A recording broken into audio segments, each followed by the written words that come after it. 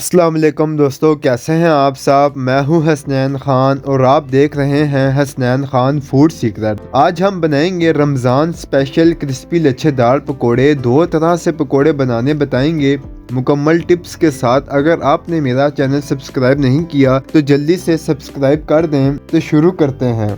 बिस्मिल्लाहिर्रहमानिर्रहीम। यहाँ पर हम बनाएंगे आलू और प्याज के पकोड़े, जिसके लिए 1 कप बेसन लेंगे। 2 खाने के चम्मच पकोड़ा मिक्स मसाला ऐड करेंगे। अगर आपने अभी तक पकोड़ा मिक्स मसाला की रेसिपी नहीं देखी तो इसका लिंक नीचे डिस्क्रिप्शन बॉक्स में दे दिया है, आप वहाँ से पकोड़ा मसाला की रेसिपी देख सकते हैं। आधा खाने का चम्मच नमक ऐड करेंगे, मिक्स कर लेंगे।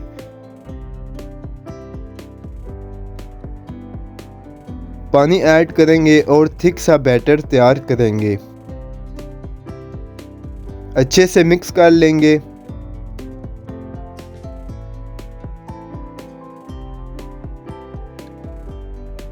अब प्याज ऐड करेंगे, आलू ऐड करेंगे। इन सब सब्जियों को हमने लंबाई में कट करना है। सब्ज़ मिर्च ऐड करेंगे, अच्छे से इसे मिक्स कर लेंगे।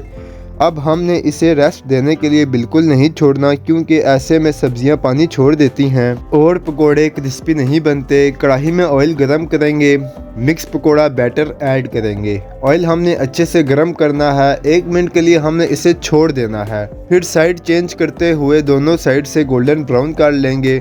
डिश आउट करेंगे। सारे पकोड़े ऐसे ही फ्राई कर लेंगे। बहुत ही मज़ेदार क्रिस्पी से हमारे आलू और प्याज के पकोड़े तैयार हैं। दूसरे तरीके में हम बनाएंगे पालक के पकोड़े। बेहद आसान तरीके से बनने वाले पकोड़े हैं। आलू ऐड करेंगे, आलू हमने लंबाई में कट करने हैं। प्याज ऐड करेंगे, सब्ज़ मिर्च ऐड करेंगे, पालक ऐड करेंगे, नमक हस्बे जायका ऐड करेंगे। 2 खाने के चम्मच पकोड़ा मिक्स मसाला ऐड करेंगे। इन सब को अच्छे से मिक्स करेंगे।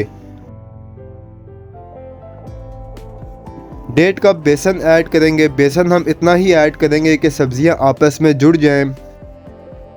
अब यहाँ पर हम पानी ऐड नहीं करेंगे, बेसन को बस मिक्स करेंगे। पानी हम फ्राई करते टाइम ऐड करेंगे। अब इसमें पानी डालेंगे और बैटर बना लेंगे। जो पकोड़े हम बाज़ार से खाते हैं वो भी ऐसे ही मसाला बनाकर रख देते हैं और फ्राई करते टाइम पानी डालकर बैटर तैयार करते हैं और साथ ही फ्राई कर लेते हैं। अब यहाँ पर बैटर हमने मिक्स कर लिया है। तेज़ गरम ऑयल में पकोड़े डालेंगे। 1 मिनट इसे पकने देंगे। फिर साइड चेंज करके गोल्डन ब्राउन होने तक दोनों तरफ से फ्राई करेंगे। गोल्डन ब्राउन होने पर इन्हें निकाल लेंगे। सारे पकोड़े ऐसे ही फ्राई कर लेंगे।